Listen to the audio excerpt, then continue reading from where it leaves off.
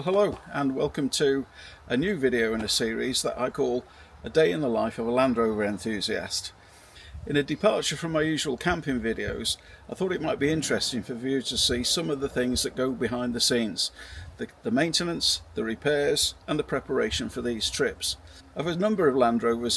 One of them is this rather impressive TD5. It's used as a working vehicle, but not at the moment. It's got a collapsed wheel bearing on the front.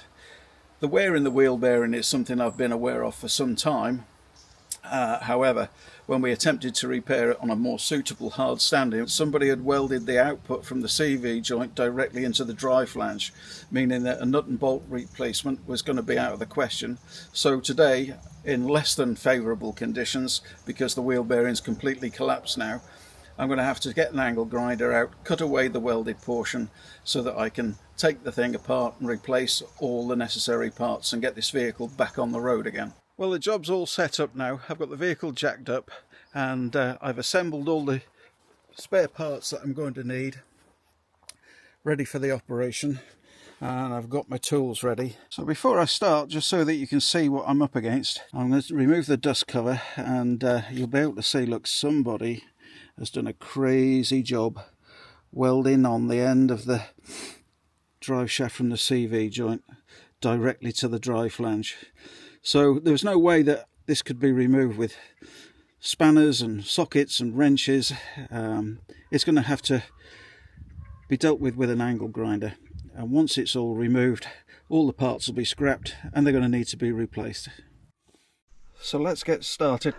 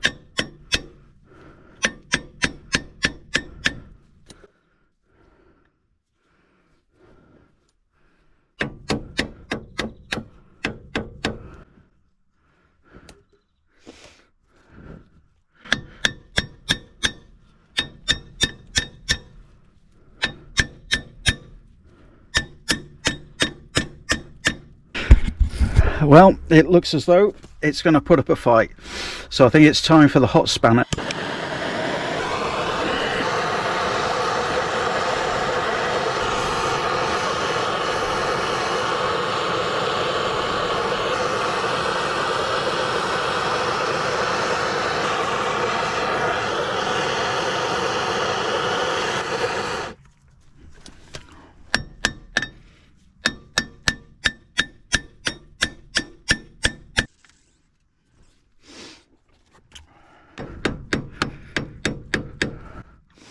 No.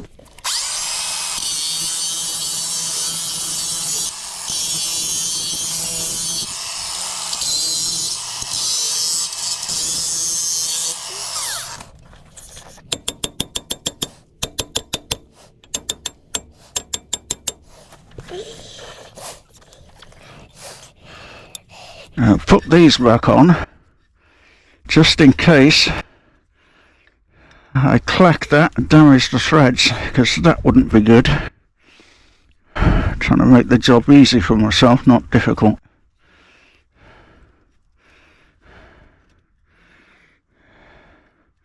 I don't think I need to put them on every one.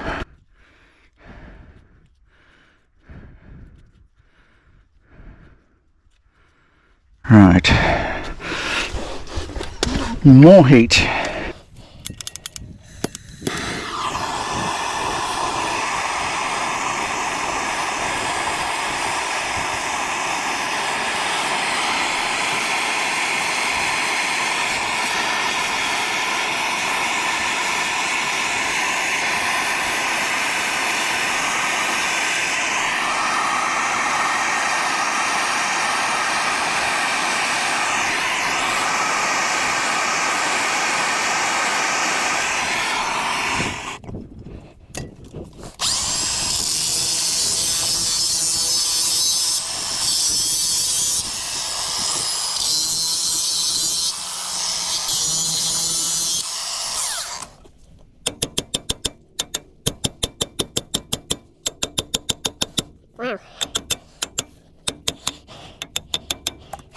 Looks as though somebody may have even glued it first. How about that? Bit of araldite or something stupid. More heat.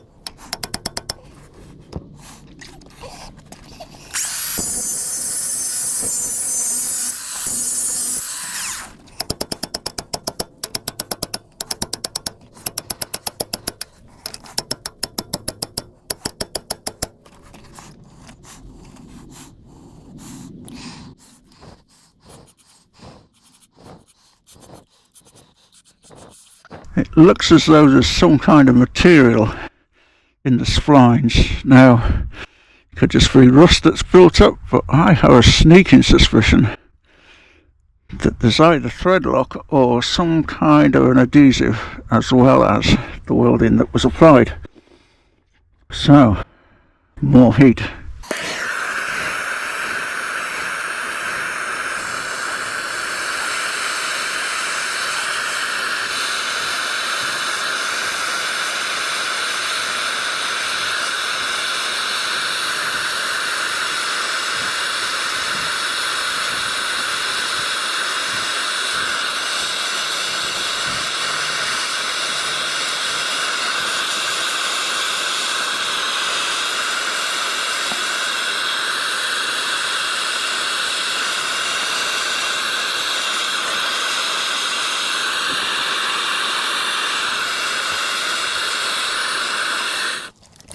If only I had oxyacetylene, but never mind.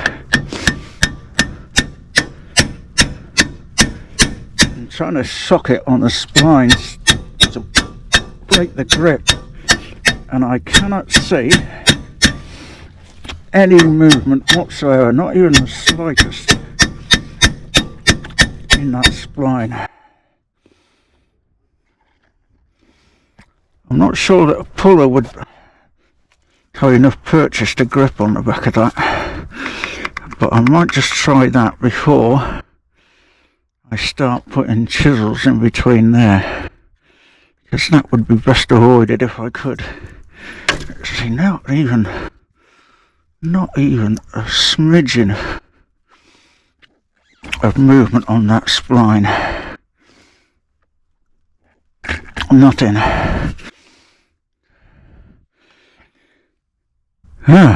So the options are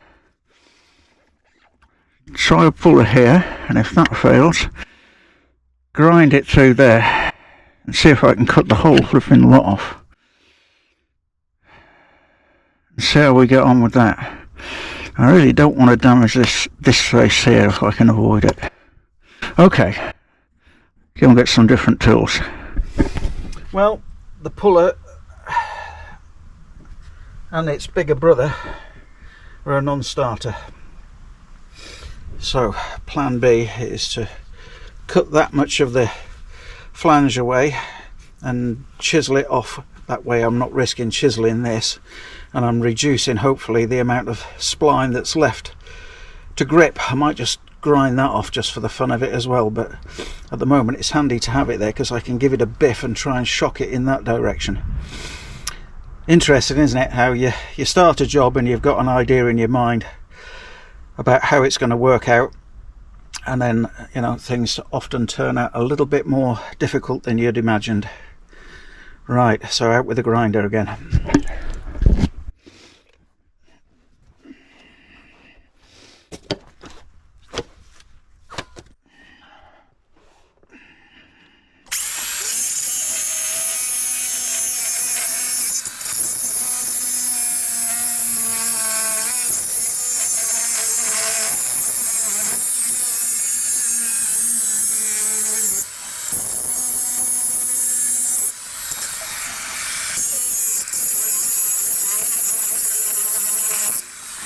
I think we'll change the disc so it'll have a bit more, so it'll be a bit more aggressive with it.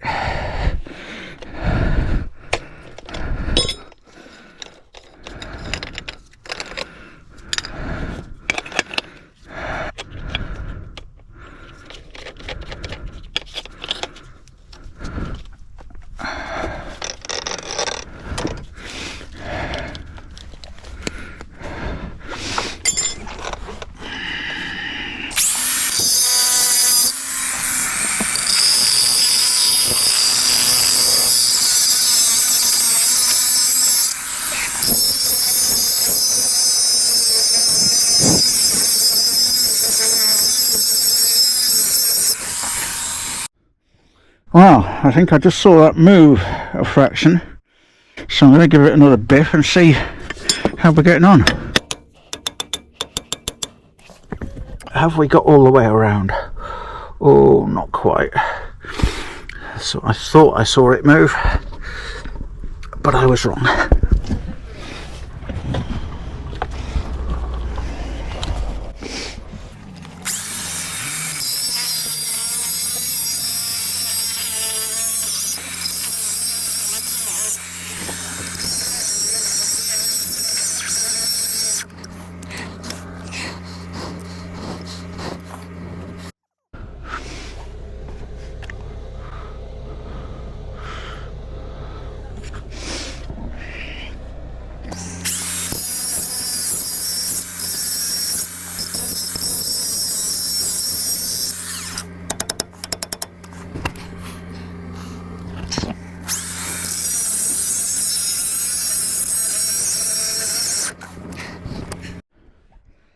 Well, slightly less brutal than a chisel will be a pry bar, so we're going to give that a shot, see whether I can work it out without forcing anything down in between that face.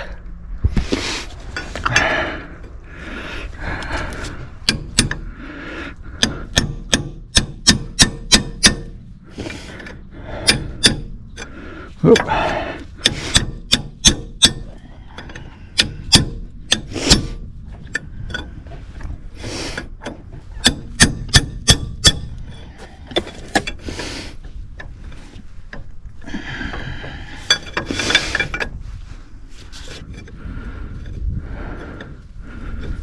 No, pry bar number 1 is a fail.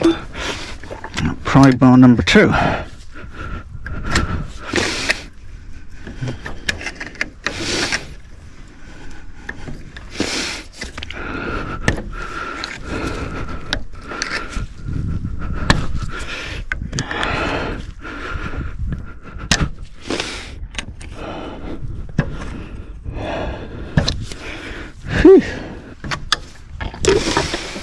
Well, I'm starting to think that it needs to go all the way through, but I really wanted to, go all the way through.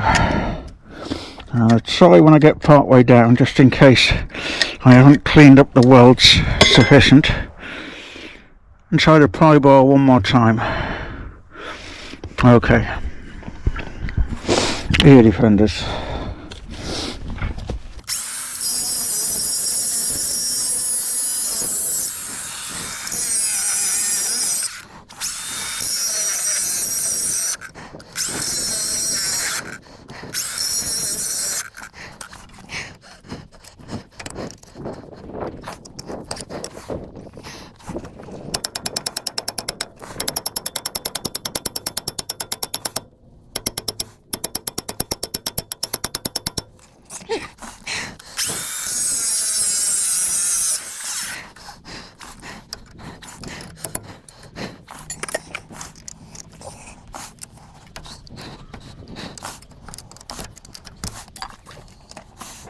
Well, next step, I'm going to try a vertical cut that way, see if I can split this and then lever it off, give me better access to make sure that other surface is cleaned up behind it.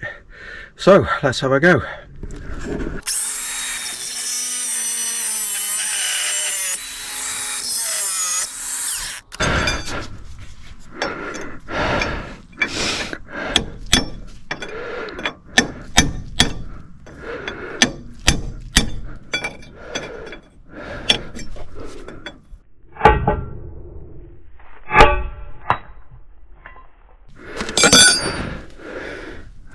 Bingo!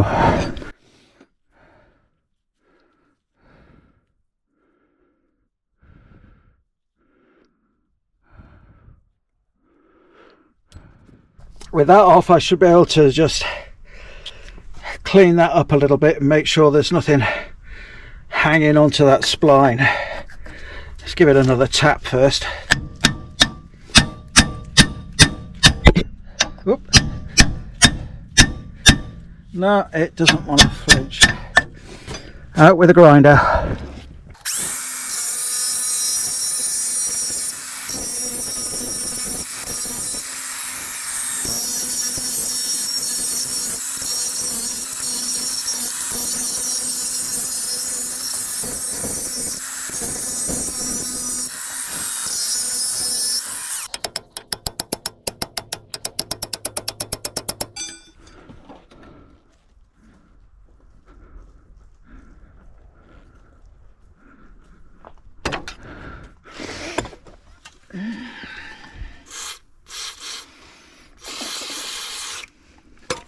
Hot spanner time.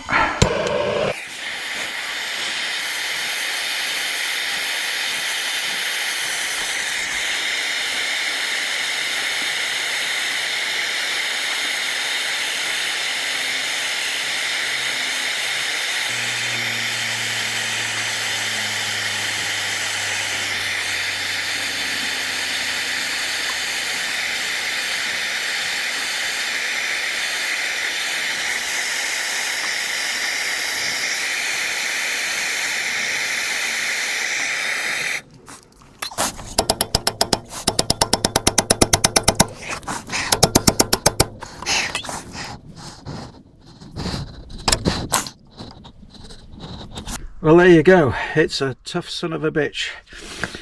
So this is the new one that's going to go on, and I've removed everything down. Let's say I've gotten a good 10 or 12 millimeters of that gone, and there's probably another 10 millimeters of the spline beyond this point. So you'd like to think that I could do the same trick and cut through there, but I'd have to go all the way through this to split it. And the problem with that is that there's a locator here that I'd have to cut through, and I'm going to damage the flange, and I could sacrifice it if I had another one here ready to go. However, I don't, and I'm committed to try and get this fixed. So next option, run the disc in horizontally that way in 3 or 4, maybe half a dozen cutting operations, and cut 10mm into the material. Try and loosen the purchase on the splines, and then give that another couple of whacks and a bit more heat, and see if that's a winner. Once I've got this off, it's an easy job. I keep telling myself that. Okay, out with the grinder, here we go.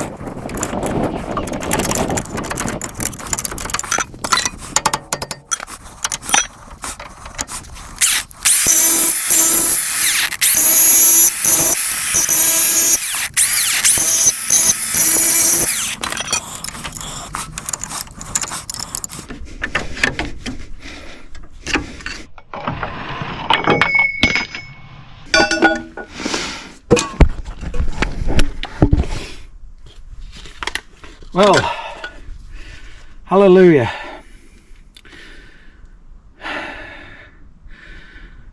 So, what a fight that was.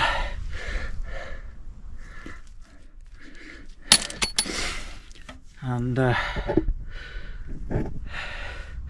if the guy who perpetrated the repair by welding the thing together in the first place happens to watch this video, then perhaps they can exonerate themselves by leaving a comment and explaining why it was they chose that course of action. I'm pretty sure at the time, and for them, it was the right one, but by God, was that some hard work to correct it. Now, I'd like to think that the rest of it will be fairly plain sailing. I've got the right tool to remove that. Got to get the caliper off first. That shouldn't be too difficult. I've got some tie wraps to hold it out of the way. Get the disc off. I'm pretty sure those bearings in there are in a pretty shocking state. Anyway, I'm going to have a quick tea break, get some fluids inside me, and then return and crack on.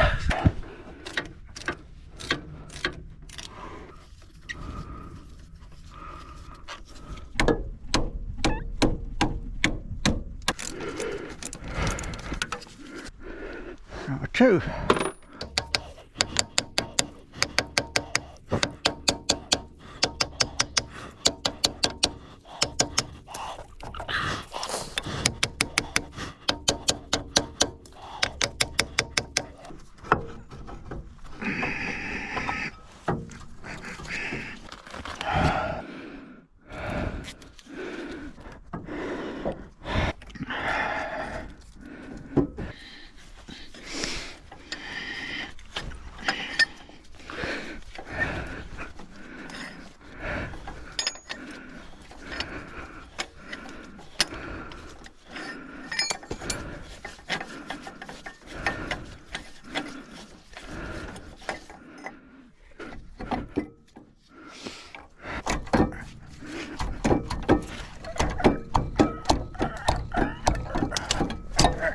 She goes.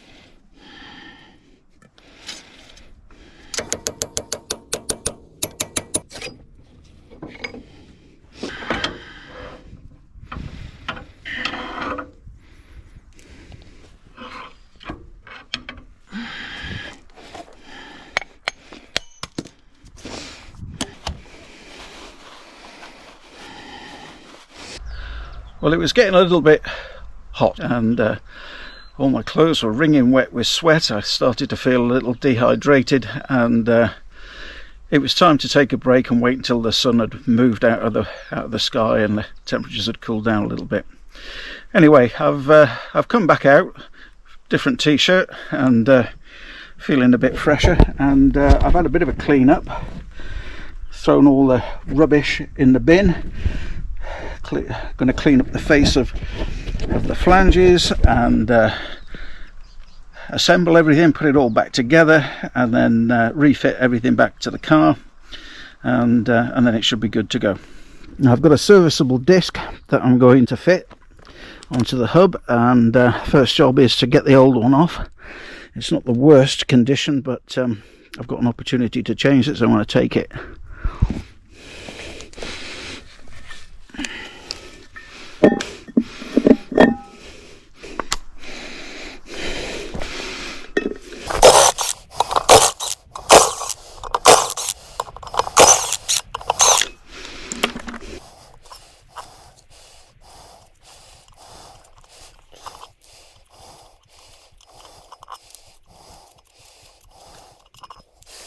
One of the issues that has led to all of this has just been a lack of grease, and without the lubrication you don't get the cooling, things get hot before you know it, everything wears, it all becomes loose and waggly, and one thing leads to another. So first job, drift out the bearing shells and separate the disc from the rest of the hub.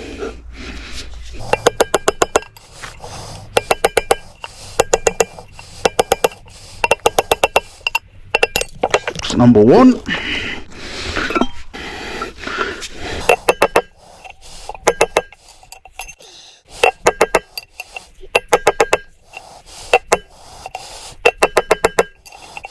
A little bit more stubborn, but I can feel it moving. There she goes, it won't be long now. There, that's number 2. Now then, this disc, I've got to get that separated.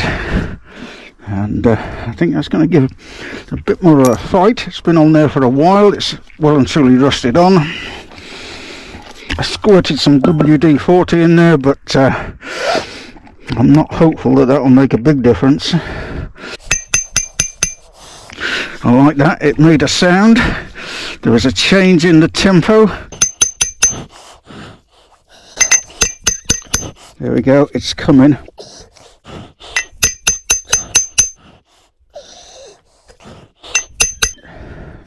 Get my fingers out the way.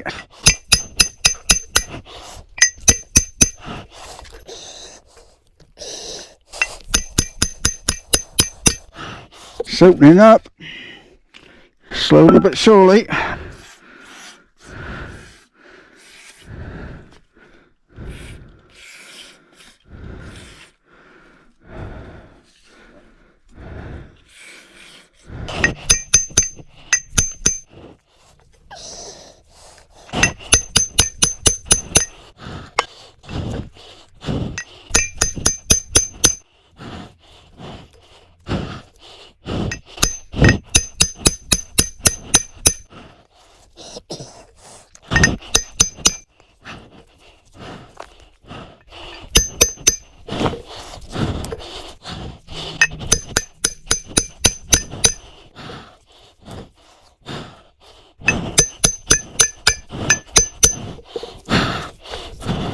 Couple of more wallops and it should be off. There she blows. Right, that's rubbish. A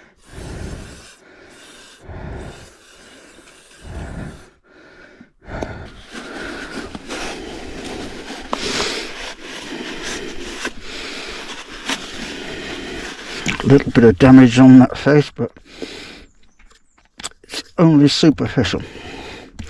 So I'm going to get away with that. Now you can see the wear in the bearing race. It's really not great. You can see the heat has changed the colour of the material, and it's got a couple of, it's got a groove either side, there and there. So the bearings I'm going to replace these with are going to be the Timken bearings. It's worth using quality when it comes to wheel bearings. There's some things you can compromise on a little bit, but wheel bearings go with the best. So we already did this job last. They at least got the bearings right. They put good quality ones in. Yeah, compare the two. And you can see all the wear was in the rear, all down to a lack of grease, lack of lubrication. That caused the wear, and then that caused the waggle, and it caused me to have to fix this job that somebody had bodged before. Now then, in my bag of tricks, I've got an old bearing race that's been shaved down so that it's a fairly easy fit in and out of there, and I'm going to use that to drift a new bearing shell in. So that'll be that. Now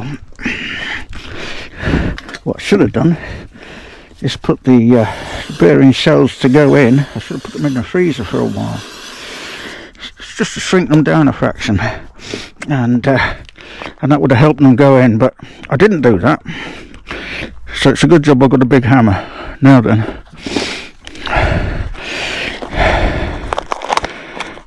here's the new bearings. It's important to keep them in pairs. Just going to take the shell Put that over there, keep the bearing race back in the box, keep it in the bag, and put that one on the top of the bonnet. Now then, here's the new one, ready to go in.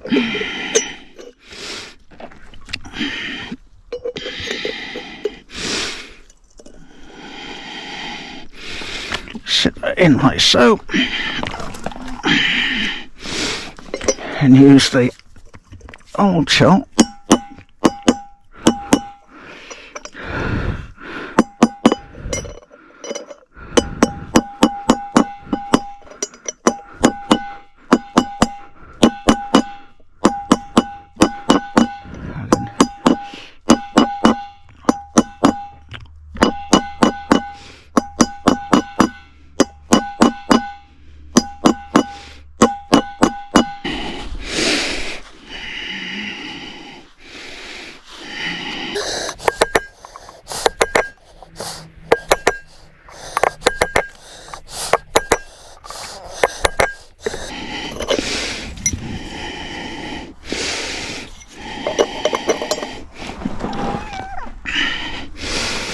got a little ways to go. 1, 2.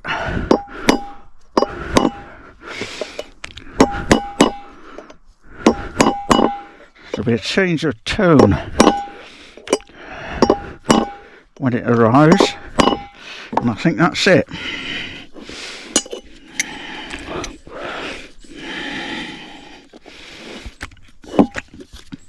Perfect.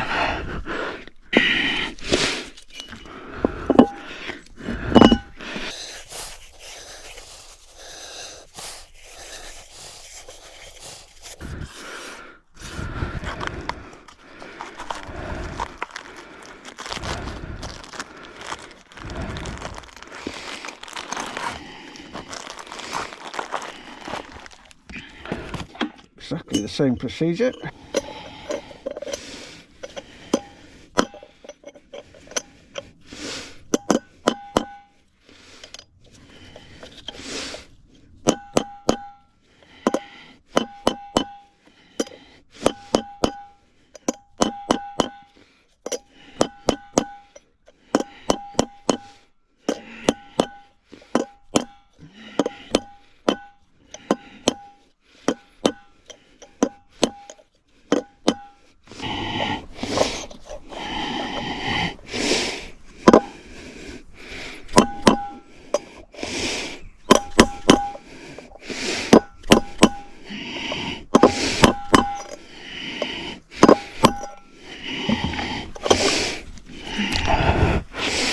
Yeah, that sounded like a change in tone. Feeling around in there, that's about right. Just to be sure, I'll give it another wallop. Yeah. Yep, that's it.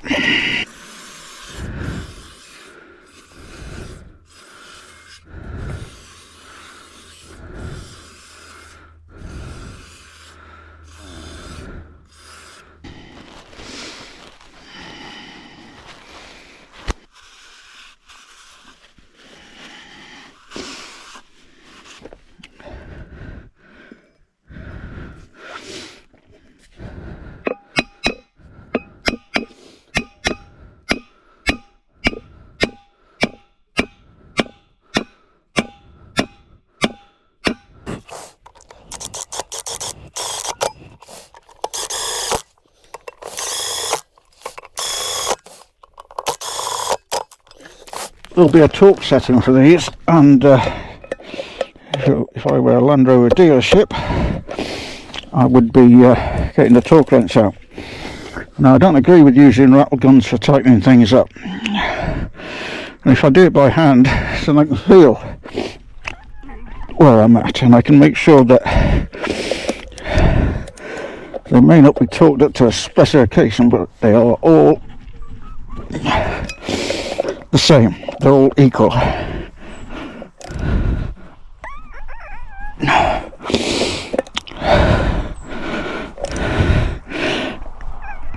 Or at least within a gnat's whisker of each other.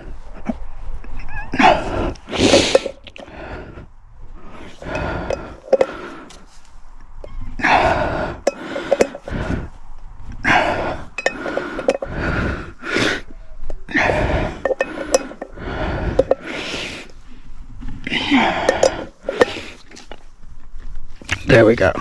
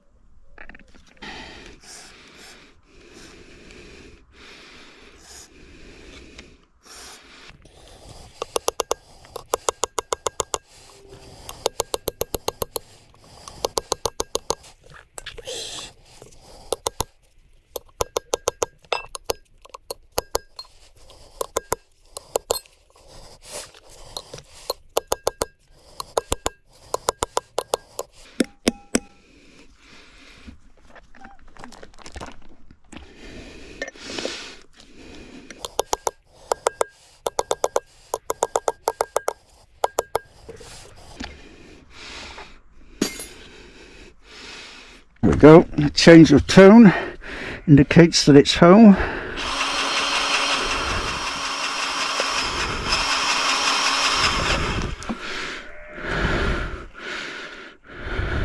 Little blue paper found its way in there.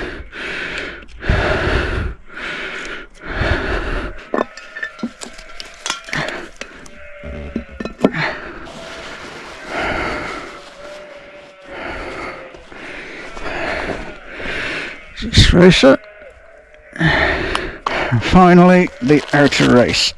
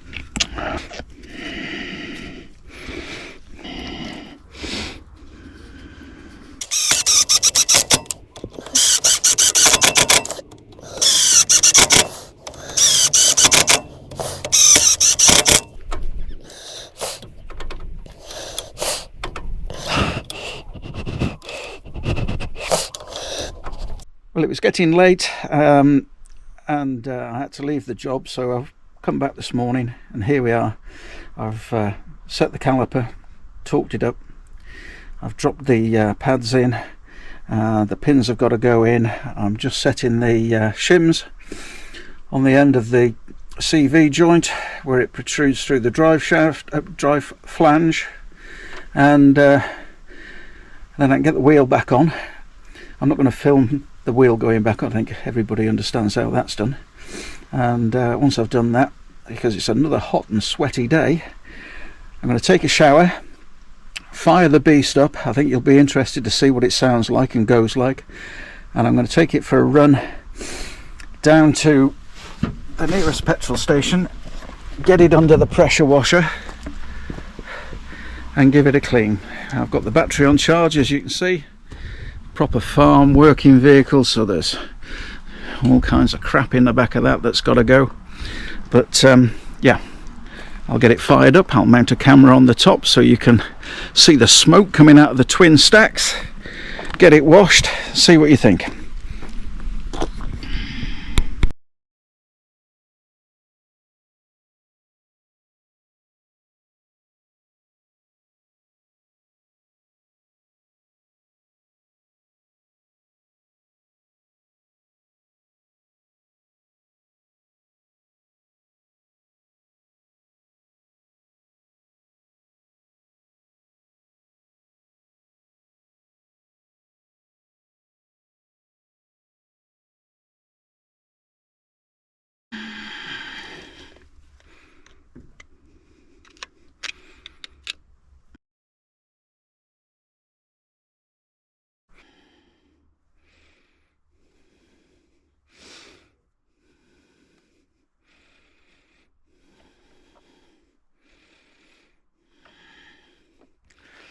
Little bit of copper slip in there because they do often get a bit of rust, and I don't want to have to fight to get it off her again. And then the cap, there we go, put that on, and it's the job done. Get that wheel on and go and get the BC washed.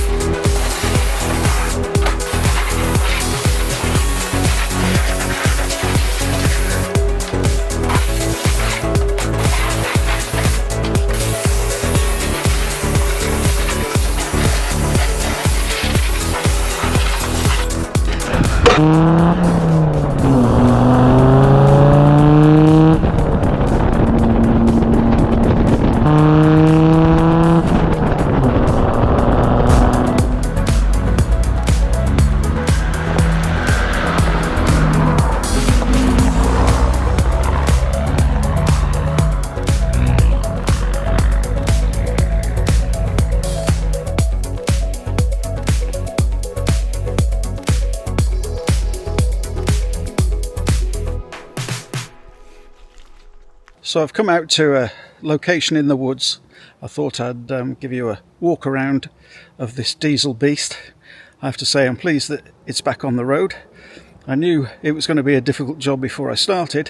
However, it turned out to be a lot more trying than I thought. Anyway, I really care for this Land Rover. It's a working machine, it's not a show pony. Having said that, it probably deserves a bit of TLC at this stage.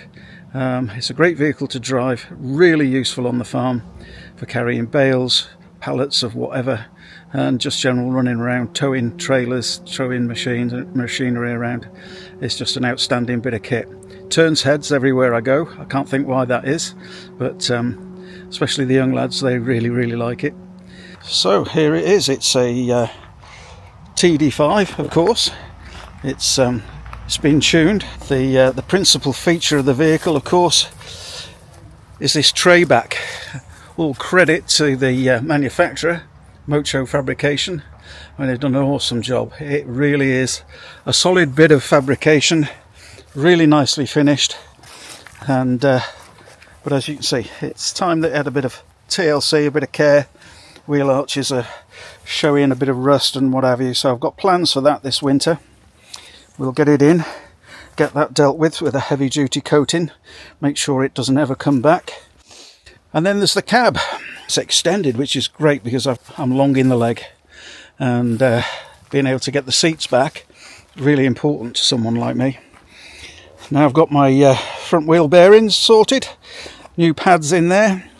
I'm going to, as a matter of precaution, I'm going to change the pads on the other side, and but more importantly, check that those wheel bearings are greased.